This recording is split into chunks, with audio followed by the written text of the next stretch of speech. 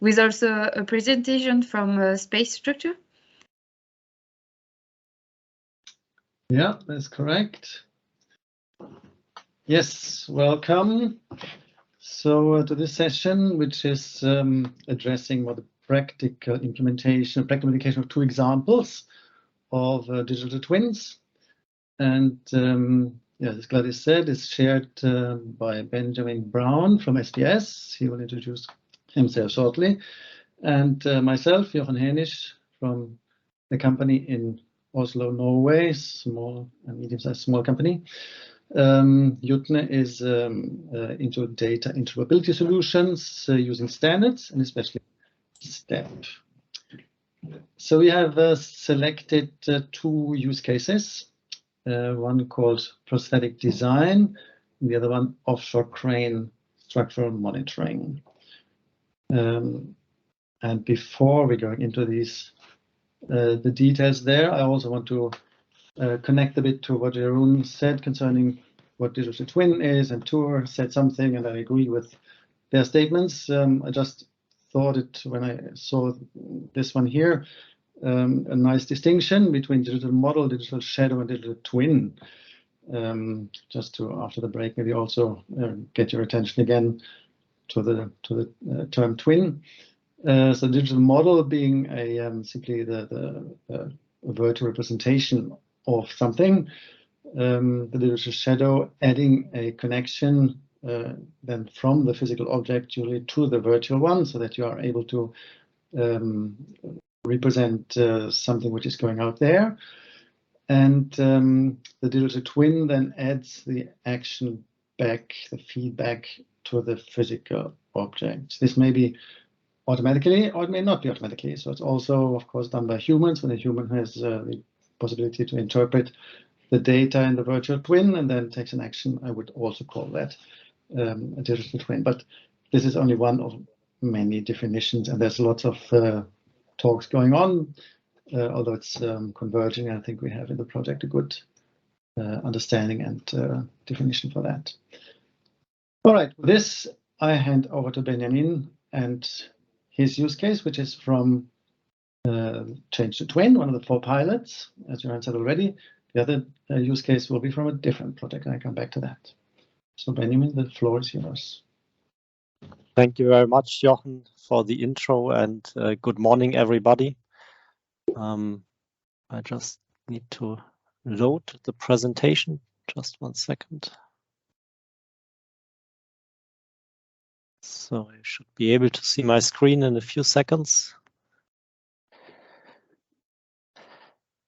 All right, I would like to give you a short intro to what SBS is actually doing. I'm part of the management team here at Space Structures, and we are an SME that has been founded in 2011.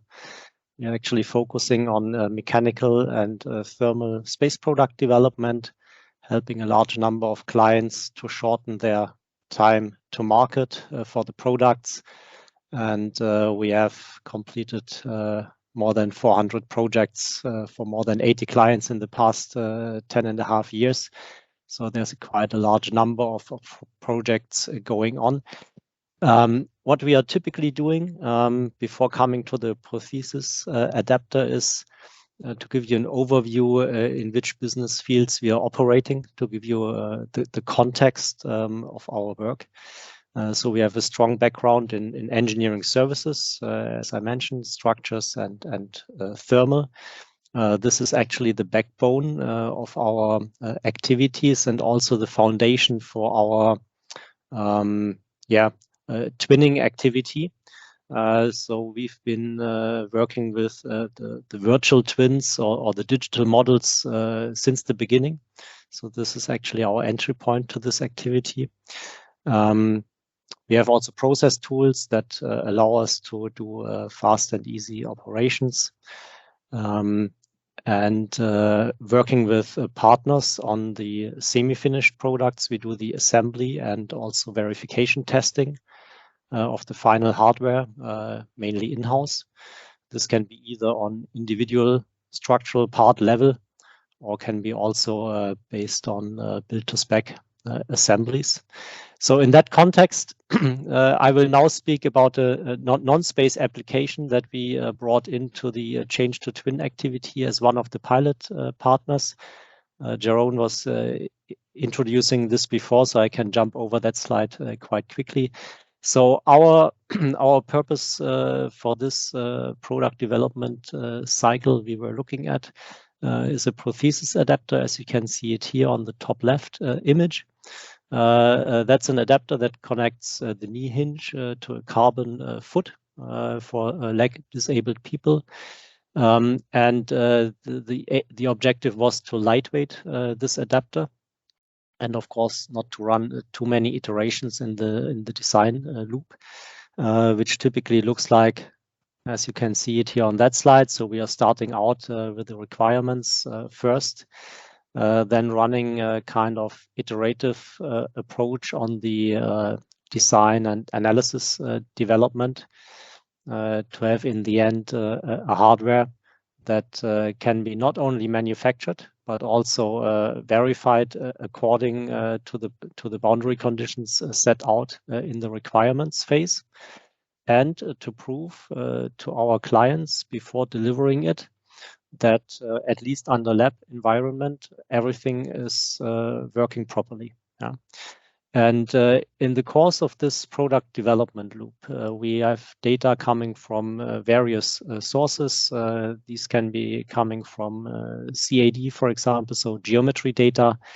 This can be analysis data coming from another software, up to the point where we have also feedback from manufacturing information, so the manufacturing files. As well as then later on, of course, test data. And this we have to bring all together in the best possible way, and to also streamline these different electronic formats that are actually generated along the product development. And if you have this together in one process, you're actually in a very good position to have, let's say, time efficient processes and also error-free processes. And I have to admit, before we started into that activity, we sometimes had the silos of data that were basically bound to the individual softwares. And I think this was also one question before: which kind of software is actually used for the digital twins? I can state it very much depends on the purpose that you have. Of course, we have very much sophisticated software on the simulation side, as you can see it here in the development image. But to bound basically the different data sources together, you might have different softwares, and it very much depends on your application case, what is best suited. And this also reflects basically our team that was involved in that activity. Of course, we were looking into different aspects with different partners, each one having a special focus on a certain topic. So first of all, for the data exchange, the storage, and the archiving, we've been working very closely with JOTNE. We had SINTEF on board, another Norwegian institution, who helped us to look in the interoperability of 3D models, especially for the, let's say, topology optimized models. You have very complex geometries. And when you transfer it from one system, from one software system to the other, for example, from the design software to the manufacturing software, you might lose some information during that process, and this is where SINTEF helped us out. We had Cloud Broker on board, which was supporting us with computing power on demand, so not having only a desktop computer under your desk, but also offering basically a much larger framework of computing power for the simulation in the cloud. So that was on the simulation side. Then moving on to the right-hand column, we had Additive Industries, which we collaborated on the manufacturing aspects of the prosthesis adapter. And then for the enrichment of the digital twin with test data. We've been working with TNO and Common Sense. I have a couple of slides on that specifically, because I think this is actually the interesting part. And what also was the interesting part for us to have basically the virtual twin connected with data that actually comes from the testing of the physical model. And we started out with a feasibility study to enrich the simulation model with spatial test data based on photogrammetry. This was to identify the resolution needs that we might have versus the current sensor capabilities on the market. And we found out it's a very good means to get you an overall image or picture of the physical behavior and being able to compare it to the behavior of the simulation model, but more in a qualitative way.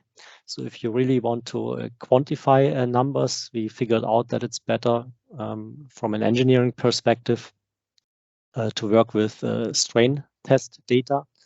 And this is why we partnered also with Common Sense, who provided us a fiber optical measurement system. What you can see here on that image. So we basically cabled the physical model with fiber optics and put this guy then into the test machine and had it tested in different load cycles, very similar as basically a running application from an athlete would look like, jumping, running, etc., within a corresponding large number of loading cycles. And actually, the fiber optics turned out to be for us a very suited way to provide test data and to link it to the simulation model. Why is that the case? These fiber optics, you can imagine like a fiber which have around every centimeter, for example, a sensor. So especially for these topology optimized surfaces that you can see here, it's very kind of easy to basically place them also in the corner regions which are curved, etc. And all of a sudden you have a large number of discrete measurement points. And this is how it looked like. So you have a setup where you basically have the cabled test object. You have an interrogator which sends the optical signals through the fibers, gets a response. All this is then taken by this interrogator and connected to a setup, so a software setup, where an algorithm runs in the background and records and transforms the data. So we had generating during the testing strain data at 32 discrete locations. And this was then fed in a different software setup that has been provided by JOTNE called EDM OpenSim DM to the simulation model and basically linking the two aspects, the virtual twin and the test data from the digital twin. Yeah. And this was for us actually the most important step also in that activity, also from the general, let's say, business perspective of digital twinning. It actually should not end here. Yeah. So what you can, for example, imagine, and this is what we're currently under discussion, is you could now take that setup as we had it in the lab environment and basically place it into the field, producing live data when athletes are using the adapter. So during running, during jumping, there's data created. So from an engineering perspective, you could use this data to assess the fatigue behavior. So I think my presentation got kicked out. Just take it back. There was only one slide missing.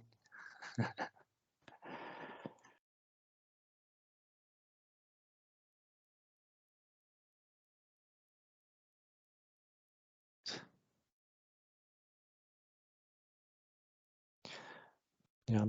So what I wanted to say is that at this point in time, we had basically the virtual model on our end created as usual during the product development cycle. We had the physical model at hand that we usually would use for the verification testing before delivering it to the client. So with that means we were connecting more closely the test data to the simulation model. And now you could think that also further. You could basically take that model with the cabled fiber optics and place it into the field, generating data while an athlete is using it during running, jumping, etc., and feeding this information back to make an engineering assessment of the, for example, fatigue behavior of the adapter to understand when it needs to be exchanged. And I think Jochen has also a very nice example coming up next. But there are more steps to go that we are currently discussing. For example, how to get that cable set up, for example, in a wireless setup so that you can really use it to move around. And this is what what has been mentioned earlier before is it takes actually some time to turn this into a business impact in the end, because there are so many things to solve along the way. Anyway, the conclusions that we were taking from that are that actually for a supply chain based business as we are in, not only for the prosthesis but also for the aerospace domain, a standards-based digital twin is actually essential. Why is that the case? As an SME, we are usually working according to standards, not defining them. So if there would be a lot of proprietary standards around from let's say large corporates or whatsoever, for each client we would need to adapt to an individual, let's say, boundary conditions. So for us it's very interesting to have it this standards based, for example on ISO standard, because then we know, okay, working for client A is similar to working for client B, and the exchange of data is very easy to realize. This is what is summarized here. It's also a software agnostic opportunity to exchange, store, also in the long term, the data. And last but not least, carefully assess the customer and the user benefit, because without that you don't have the business impact. And I think this should be the objective and not the means of doing a digital twin by itself, but also to add this value to the client in the end. And we consider this as one of the most difficult steps as well, because people have to understand what you can offer, and they need to, let's say, make that investment together with you to get to that point. Yeah.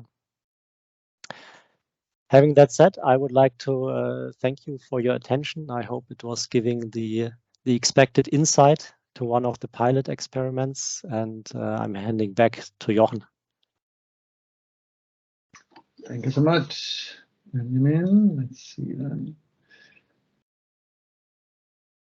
You can take questions at the end, I think. Sure. Yeah. So, camera, all 3 items, and now just getting the right presentation mode. All right, change of scene. So now imagine you are on the North Sea, along the Norwegian coast. And there we have many oil and gas installations. We have fish farming, and these activities require support, and there are many support vessels out there, and cranes are essential on those. So that is the use case. It comes from another EU project and was selected here because it's a nice example extending the digital twin a little bit further, as Benjamin indicated already, into the IoT area. So yeah, with these vessels, there's of course a business issue. One would like to have smaller vessels because they are cheap and cheaper, and bigger cranes because they can lift more and do more actions. But of course, at one point that doesn't work anymore. So safety is a more important issue to observe, and therefore this monitoring digital twin, in the first place, monitoring digital twin came up, which also had some aspects maybe of predictive maintenance, but didn't get all the way that far. If you can remember Jeroen's maturity scale, that we are in the beginning of the digital twin here somehow. So the goal, the objective, improve safety and reliability by monitoring structural integrity. That is really was the business case. And the way to do it, install sensors, get operational data, feed that data into some adequate software that can evaluate the situation and then take an action based on that. So it's yeah, pretty simple way forward, but requires, of course, some implementation considerations. So for that, once again, a little bit about the components of the digital twin for the purpose of this use case. So we have a physical object that usually is these days also equipped with quite some computational power. Therefore, here are some computers and screens. We have a digital twin. There exists, for example, for this crane, a CAD model that we could get from the company. It's a Palfinger. Either that or I'm not quite sure, or maybe the students did that at the university in Trondheim. Anyway, we had the CAD model available, for example, as a basis for the digital twin. And then, of course, we need something that connects the two worlds, and that is often it's via the internet, and it's the Internet of Things, in a way that's going to do that, consisting also of a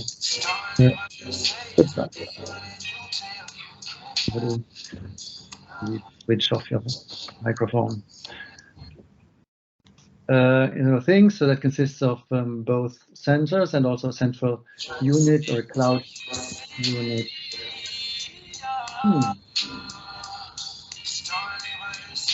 Somebody switch.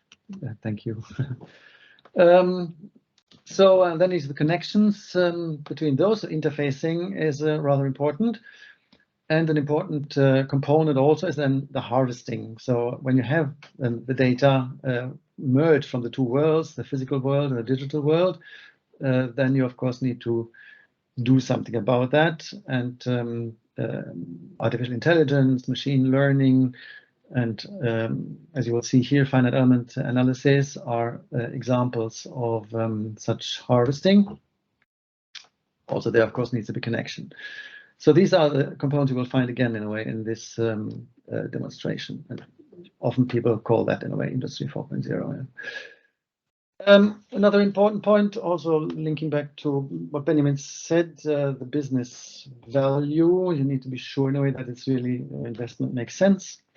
As we are here in research projects, not even more important, but also very important because we don't know yet in a way where all this technology is beneficial. Key performance indicators. So these are the ones which were taken for that project. Of course, including in the first place the final goal of predictive maintenance, which was, I think, not totally reached. But it also contains aspects of efficiency, of cost efficiency. So sensors also have an expense, and an optimal sensor distribution, for example, is important to keep down costs. But this, I mean, don't need to go into the details of those really, just to say, well, key performance indicators are an important part of a digital twin implementation. You need to know what you want to achieve and then measure the final result and do some optimizations. So Yes, the first point, get sensors in place. So you need to consider the environment that your product is in. And here we are on the ocean, and the loads on the crane are not only defined by what it's lifting, but also all the movements of the ship, for example. So somehow that needs to be taken into account when you configure your sensor setup for the physical twin. There may also be, of course, weather considerations or content of salt in the air and other things, depending on what you want to use the collected data for. So here in the first place, as I said, it was structural, or it says here, structural monitoring. Then on the other end, what I said was the AI ML part of it, the harvesting. In this case here, there was a quite advanced finite element analysis technology. It's a tool called FEDM, developed here in Norway also, which has a special approach to be able to compute the loads on a structure, or the stress on the structure fast. So it can be done in real time by reduced order mechanisms.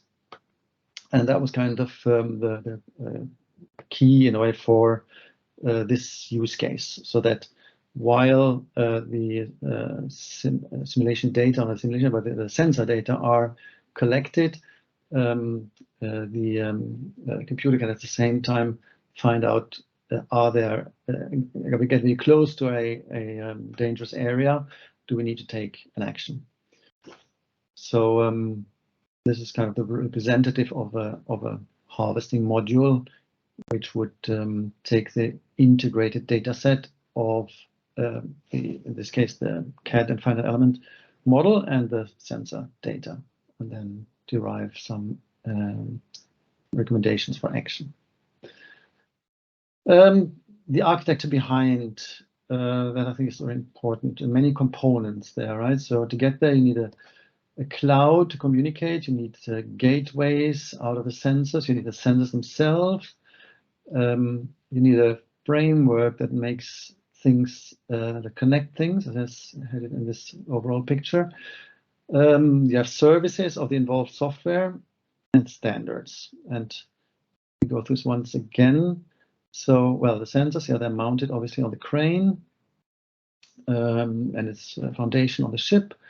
There is a gateway that communicates data into the internet. There is a controller, PLC, that collects the sensor values from the crane and then brings them further into the gateway.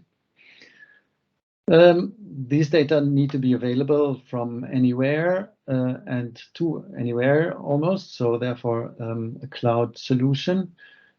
And this cloud solution is controlled by an IoT framework. I'll come a bit back to that.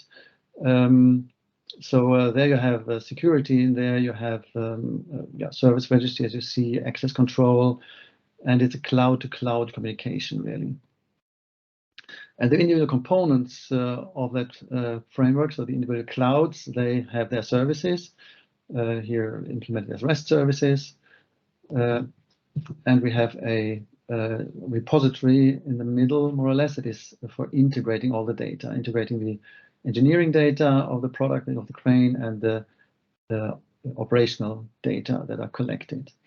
And not only there, ISO standard is applied, but of course standards are applied many places in here. So it's all about communication and interoperability. Yeah, so this is a typical, let's say, architecture or for a IoT-based digital twin. Sensors to be installed. Yeah, as I said, which considerations to be done. Here you see in a way the loads and how they impact the crane, and to find out, okay, we need then here in the foundation some sensors, and this is here the part of this foundation. And these part of those sensors came with the product itself, with the Palfinger crane, and others like the GPS, and yeah, you'll see others in a way which were installed in a way by the project themselves. And a little bit here about what is part of this installation on the ship itself, where you have the PLC and you have the gateway, and you have a user interface there as well. Here's some impressions on what it looks like on the ship. You recognize here the gateway and stuff. And then comes a little video to show how these the physical world and the digital world interact.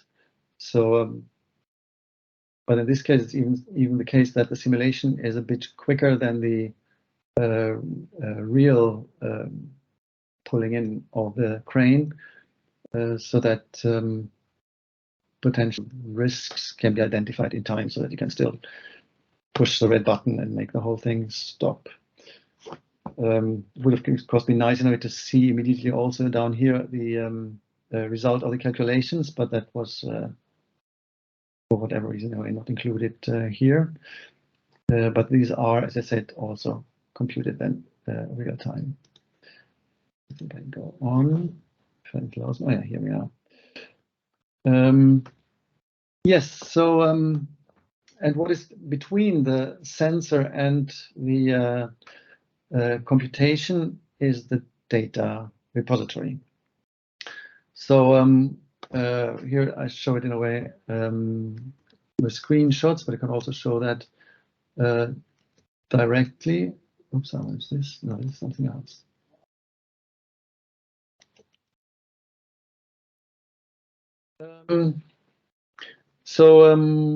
This is the application that is used for collecting the data.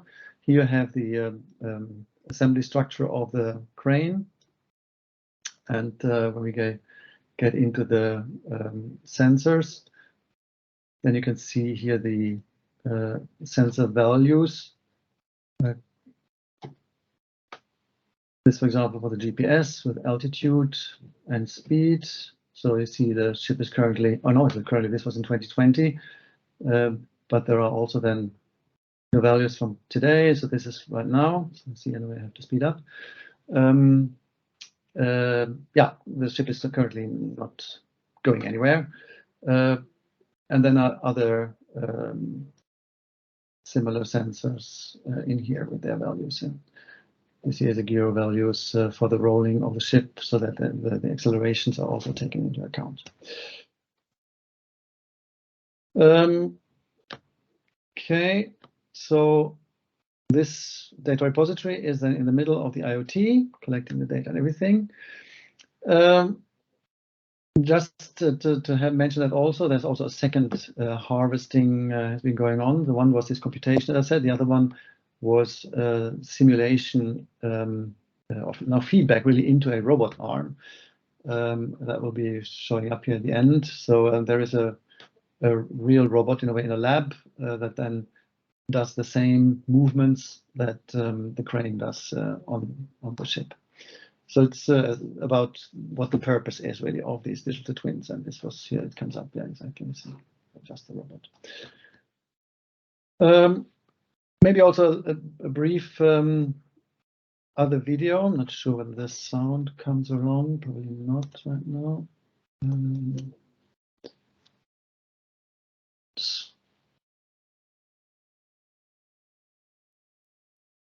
Yes, sorry for that.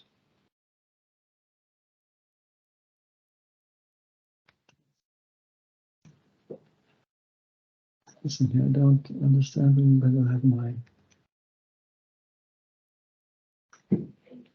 Yeah, it only shows in a way the idea of this IoT framework. I can say a few words while it's running. So this was the project which this use case comes from is called Arrowhead Tools, and Arrowhead is this or Arrowhead framework is this IoT framework, which is an open source framework now available in Eclipse. It's one of the frameworks that you may choose in a way for this type of digital twin that involves internet connection, Internet of Things. It is working very well. We have applied it, as you can see here, and it makes life easier, let's say that. And as I said, it is available free of charge, and it is well validated. Then to complete conclusions. So we have shown to you 2 different digital twin implementations, and they were both for different purposes, and they have were addressing different life cycle phases of the products.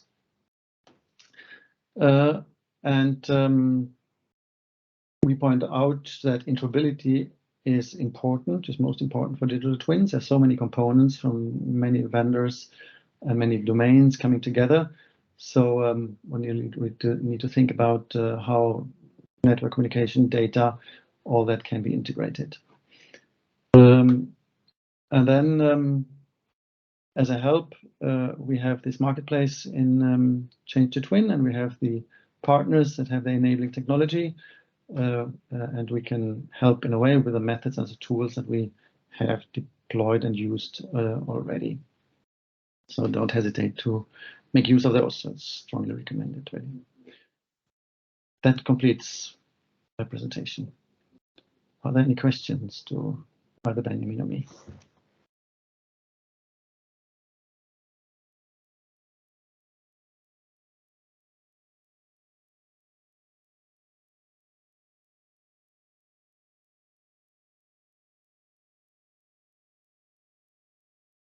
No, there was something in the chat. Yeah, there was one question from the meeting room. Can you correct simulation data? Can you correct simulation with real data for next cycle design? Not sure to which one this goes, but I can answer first, and then you can add, Jochen, if you don't mind.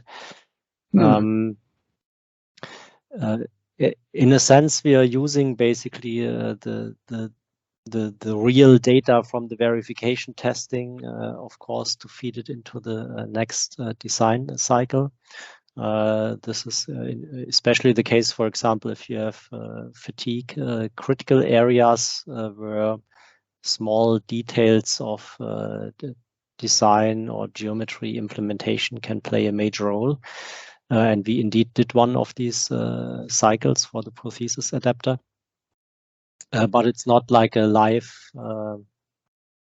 operation where you have test data flowing back to the virtual model, and then you have some kind of adaptive FEM code that then changes the simulation model at the same time. This is not as advanced, but of course you can use the data from the testing to feed it back to the simulation model and run mathematical algorithms, optimizations on the areas under concern, and update by that the simulation. Yeah, I agree. So exactly. So of course, yeah, the intention is really to come get the feedback optimization back into the design. But the automatism for that, I'm not sure whether we ever will get there. Yeah, but maybe to some degree. Maybe to answer to Michael Bort, calibration of the simulation with real data, yes, of course. Correlation of physical models and simulation models. This is something that is done for decades, for years. This is not new. It's more the live linking between the test data and the simulation data.